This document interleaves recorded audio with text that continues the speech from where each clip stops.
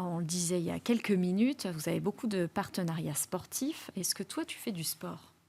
Mon Dieu, non. Non, pas du tout. Malheureusement, ça fait partie des choses que l'on oublie, en fait, parce qu'on ne peut pas tout faire. Enfin, moi, qu'on me donne la recette parce que je ne la connais pas. Non, je ne fais pas de sport. Je fais de la barre au sol et du pilate tous les matins. Je fais un quart d'heure, mais c'est tout. Oh, Voilà, c'est déjà pas mal, hein, oui. avec tout ce que tu fais. L'application que tu utilises le plus ? Mon Dieu, Instagram.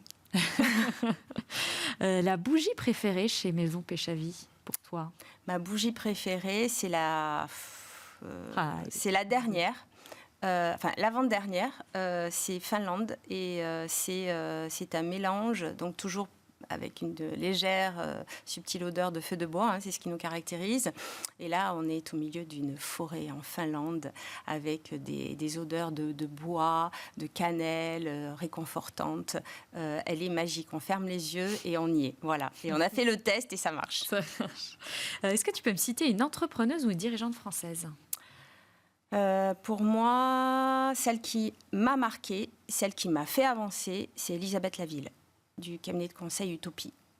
C'est elle qui m'a réveillée, en fait. Qui m'a réveillée dans le sens où je n'étais pas endormie, mais je ne savais pas. Je ne connaissais pas du tout la RSE. Enfin, je n'avais pas vraiment idée à l'époque, c'était il y a très longtemps. On commençait à en parler, on commençait à parler de responsabilité sociale, environnementale.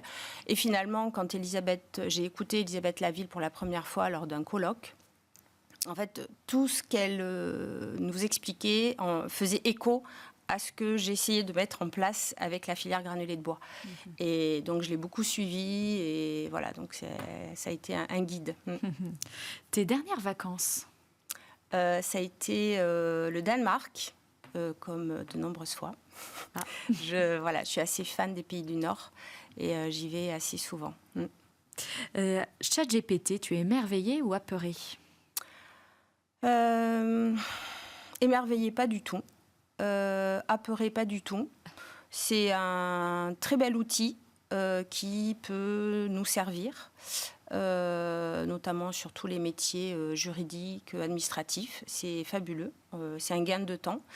Apeurée, non, parce que après, c'est à mon sens, on va dire que je raconte des bêtises, mais je sais pas, ça c'est mon sentiment personnel.